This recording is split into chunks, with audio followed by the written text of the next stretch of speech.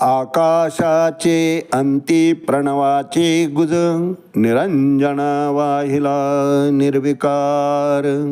सद्रूप चिद्रूप अद्वय एकेकळा, संसारी वाहिला निर्विकार. माऊली ज्ञानेश्वर महाराज की जय. एक तरी ओवी अनुभवावी या ज्ञानयज्ञात ज्ञानेश्वरी आत्मसंयम योग अध्याय 6 ओवी क्रमांक 466 या ओवीचं आज आपण चिंतन करणार आहोत. म्हणून साधन जात आघवे, अनुसरे तया स्वभावे.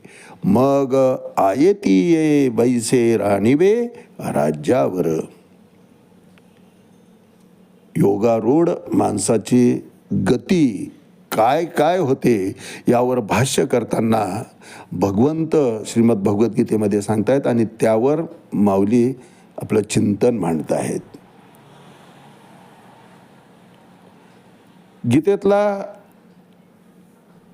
45 क्रमांकाचा श्लोक, पूर्वाभ्यासेन तेनैव हि येते हि अवशो अपि सा, जिज्ञासुरपि योगस्य शब्द ब्रह्म अतिवर्तते. त्यावर पुन्हा पुढचं सांगताना भगवंत सांगतात की पूर्वाभ्यासेन तेनैव हि येते हि अवशो अपि सा. अनेक जन्माच्या साधनेनंतर हे एक जन्माचं साध्य नसतं, प्राप्ती नसते महाराज.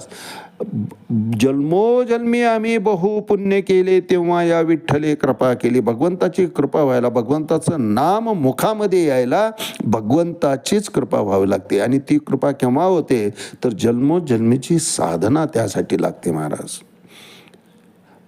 स्थित्वात सामंतकालेपी ब्रह्मनिर्वाण मृच्छती. भगवंताने अभिवचन दिलंय. शेवटच्या समयी फक्त मुखातून राम निघाला, भगवंताचं नाम आलं तरी त्याला मोक्षाची प्राप्ती होते. पण शेवटच्या समयी मुखात नाम यायला आयुष्यभराची साधना लागते महाराज. त्याला शेवटच्या समयी फक्त राम म्हटलं मोक्ष मिळाला असता तर सर्वांनी शेवटच्या अंतिम श्वासाच्या वेळेस राम म्हटलं असतं. परंतु अंतिम श्वासाची वेळ जेव्हा येते तेव्हा शरीरातल्या सर्व शक्ती निघून गेलेल्या असतात. समोरचा म्हणतोय राम म्हणा राम म्हणा, पण त्याच्या होठाची हालचाल पकडण्याकरता डोळे त्या ठिकाणी, दृष्टी त्याची क्षीण झालेली असते. त्यानं राम म्हणा म्हटलेला आवाज कानापर्यंत येण्याकरता कर्णसुद्धा त्या ठिकाणी निकामी झालेले असतात महाराज. थोडक्यात मला हेच म्हणायचं आहे, पडिले वळण इंद्रिया सकळ. इंद्रियांना जर वळण पडलेलं असेल तर दुसऱ्याची कोणाची सांगण्याची आवश्यकताच पडत नाही महाराज. आपोआप अंतिम समयी भगवंताचं नाम मुखामध्ये येतं आणि तीच गती त्याला पुढे प्राप्त होते. यम यम वापी स्मरण भाव त्यजते अंत्य कलेवरम तम तम वैति कौंतय्य सदा तद्भाव भाविता. भगवंतांनी 8व्या अध्यायात 6व्या श्लोकमध्ये हे सुद्धा अभिवचन दिलेलं आहे की अंतिम समयी जो विचार आलेला असेल तीच गती, थोडक्यात जी वासना अडकलेली असेल, शिल्लक राहिलेली असेल, त्या वासनेची पूर्तता करण्याकरता जीवाला पुन्हा जन्माला यावं लागतं. म्हणून अंतिम समयी भगवंत नामाचीच वासना जर शिल्लक असेल तर पुढचे अनेकानेक जन्म त्याच दृष्टीने भगवंत प्राप्त करून देतात. सुचिनाम श्रीमताम गे हे योग भ्रष्टो अभिजायते अथवा योगिनामेव कुले भवती धीमताम. श्रीमंत सुचिरभूत घरामध्ये किंवा योग्याच्या घरामध्ये भगवंत जन्माला घालतात. याचं चिंतन आपण आजपर्यंत तेच करत आलेलो आहे. म्हणून आजचं हे मिळालेलं यश भगवंत म्हणतात ते तसं नाही. ते नैव ही येते ही अवश्य अपिसा, जिज्ञासुरपि योगस्य शब्द ब्रह्म अतिवर्तते. अनेक जन्माच्या साधनेनंतर तो या अप्रतिम अशा परमसाध्याप्रती पोहोचतो. त्याला अनेक जन्म संसिद्धी याती परामगती. पुष्कळ त्याने मेहनत घेतलेली असते, योगारूढ झालेला असतो, तेव्हा कुठे हे त्याच्या भाग्याला येतं. आणि त्यावरच भाष्य करताना माऊली म्हणतात, मनोनी साधन जात आघवे, अनुसरे तया स्वभावे. मग आयाती बैसे राणीवे राज्यावर. बैसवे विवेकाची या. अर्थात म्हणून सर्व साधनं त्याच्या मागे आपोआप येतात. म्हणजे नामस्मरण असेल, मंत्रोच्चार असेल, सकाळचं शुचिर्भूत होण्याकरता सकाळचा प्रातःविधी असेल, हे संपूर्ण ब्रह्मस्नानापासून त्याला जागृत करतात. ही सर्व साधनं जे पोषक आहेत योगाभ्यासाकरता, ती साधनं त्याच्याशी जसे चित्ताची एकाग्रता असेल, शरीराची त्या ठिकाणी प्रतिसाद देण्याची जी काही वृत्ती आहे ती वृत्ती असेल, त्या वृत्तीवर येण्याचं सुद्धा त्याला विशेष असं काही मेहनत करावी लागत नाही, त्याकरता परिश्रम करावा लागत नाही. महाराज बसल्याबरोबर चित्तामध्ये भगवंताचं नामस्मरण आल्याबरोबर सर्व इंद्रिय मनाच्या आत येतात.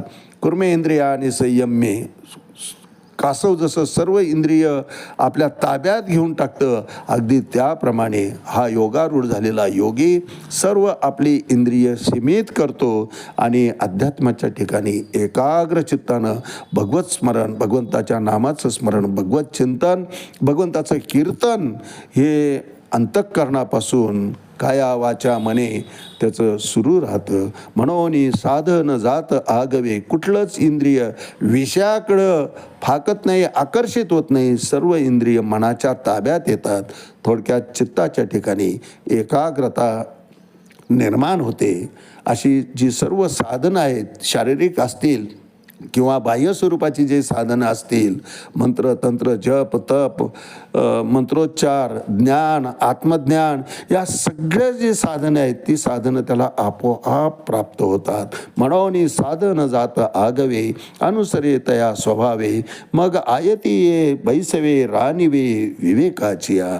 विवेक त्याचा आपोआप जागृत होतो. काय शाश्वत आहे आणि अशाश्वत काय आहे याचं त्याला परीक्षण सहजपणे करता येतं आणि शाश्वताचा संग धरून अशाश्वताचा तो त्याग करतो. थोडक्यात सार ग्रहण करतो, आसार बाजूला सारतो आणि प्रगत होत होत होत होत आपल्या मोक्षप्रती जाऊन पोचतो, भगवंत धामाच्या प्रती जाऊन पोचतो.